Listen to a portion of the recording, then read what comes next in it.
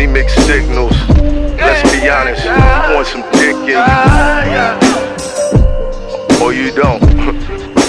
I don't know. Baby, you got what I need. But you say I'm just Nah. You say I'm just Fuck out of here. Stop playing with me.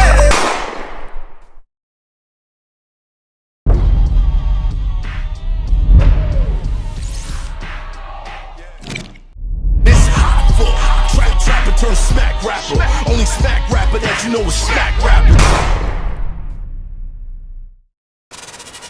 How do you deal with the negativity that comes your way? It goes with the territory. I've been dealing with it since I was 15. Right. I mean, look, bro, I've been dealing with such bullshit that it is made up, and I can own what I do, but the made up shit, I'm not even addressing certain things because it's like, okay, well, prove it, number one. Right. Before you want me to address anything, because I'm not, or else I'm, look, for instance, there was this one dude, I did a lot of relief work in Puerto Rico. Right. And this one dude, and I could put him on blast, I'll say his name, he already got enough problems because it ended up turning out that he ended up being the asshole and doing some real foul shit. Right. Like legit foul.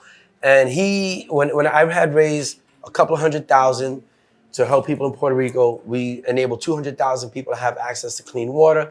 We put out thousands of solar lights. We put out tents, mattresses, delivered food, all kinds of shit, batteries, everything.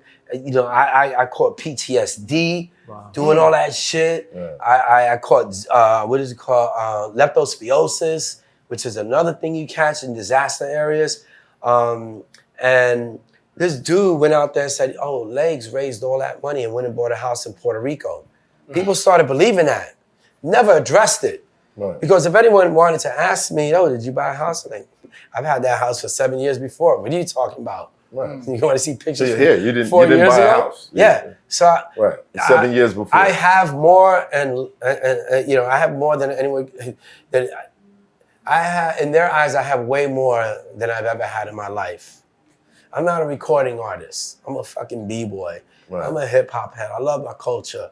I've had my ups and downs. I just don't put it out there when my downs are up. You know, because it's for me to pull myself up. And I'm resilient. We all come from a background that requires us to be resilient. So I'm not always out there like, when shit ain't right for me, oh, help me. Right. You know? You figure it out. I figure it out, but going to therapy helps. You learn how to figure it out on your own when you're not in therapy. And growing up in the hood, we all know that shit was like taboo. Right. You're the crazy person if you did therapy. But I did that and got to understand myself and got my cipher of friends that when I am up in my head and I'm dealing with my ghetto trauma or whatever else is in my life, I reach out to people, yo, my man, like, I got a vent. And I put it out there.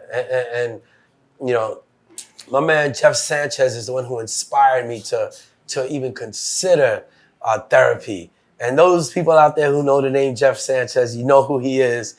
And he, you know, one day we were in Puerto Rico and he goes into the room and he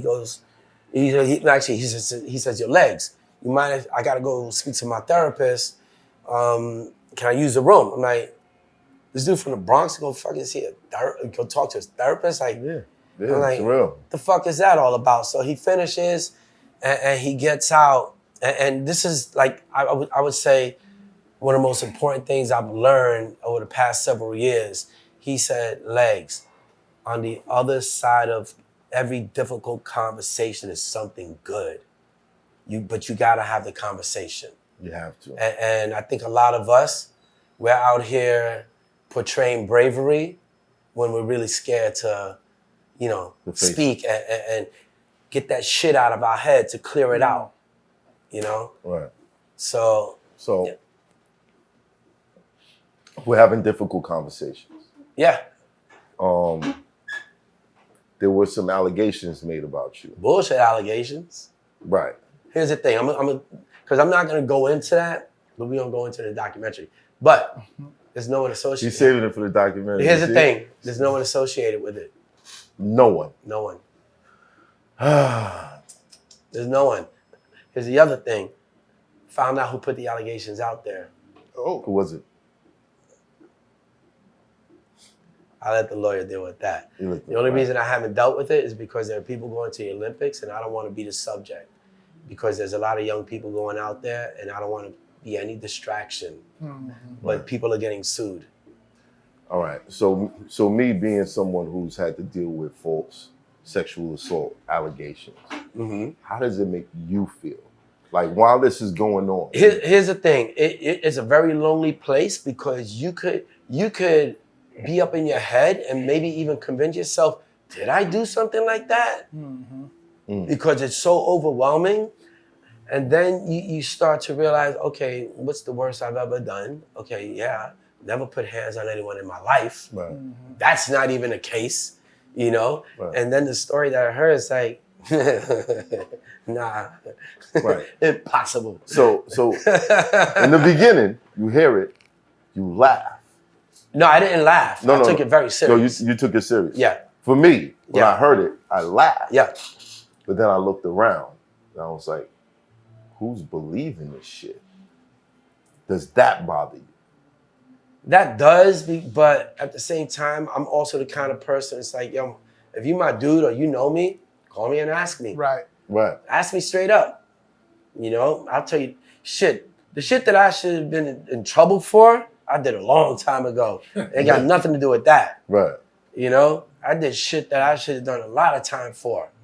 You know, but that was also my survival lifestyle in the hood, a different person, you know. They say you become a different person every 10 years. Yeah. But, you know. You're supposed to become a different but the story that I heard, you know, a part of me laughed because there's one story where they said I was teaching classes online and took advantage of a situation. I'm against teaching classes online. I've never taught classes online in my life. Maybe if a friend called me like, yo, can you help me with this situation? How do I do this move? But to me, that shit is corny. Like, I don't want to, I'm sorry. If I'm going to teach you, I'm going to teach you in person. I think learning how to do anything hip hop online is mad fucking corny. You ever see a white lady that's like, yes, this is hip hop. Yeah. So for me as a B-boy, I don't want to teach. I would never teach breaking online. And if people want to believe that bullshit story out there, number one, if you have enough clout, you're going to find out who's doing what. And then you just wait. See me? My war game is long. When you fuck with me, I'm going to let you think I'm sleeping, I'm up against the ropes, and that's what it is. But I'm just waiting because you're going to fuck up, and one of your people are not going to like you, and they're going to come to me and snitch. Right. Do I respect that person who snitched to me? Absolutely not. I wouldn't trust them. But I appreciate the information because I found out. Right. I found out. And then some people reached out to me, some girls. They're like, hey, this person reached out to me and asked me if I could say this about you. Oh, wow. And then the dude's former business partner snitched on him. And there's other shit information that I got that I'm not supposed to be privy to because of how we got it. But I'm not the most powerful person in the world, but fuck around and find out the power I do have.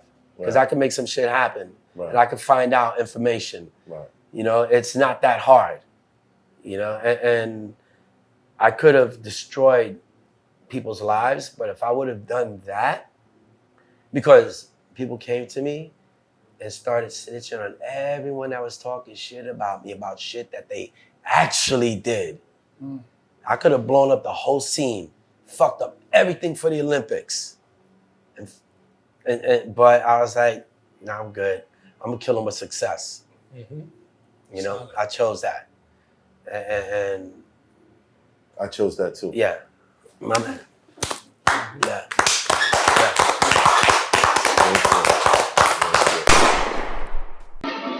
They say money change niggas. If you a real nigga, ain't gonna change much about you. but it will bring some snakes around you. Pray for counsel when you find out what that cake amount to. Let's go.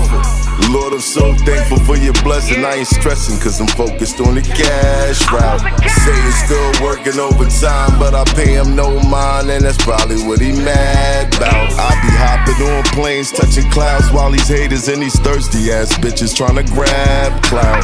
Praying to you please keep the police off me if I ever gotta take one of they ass out.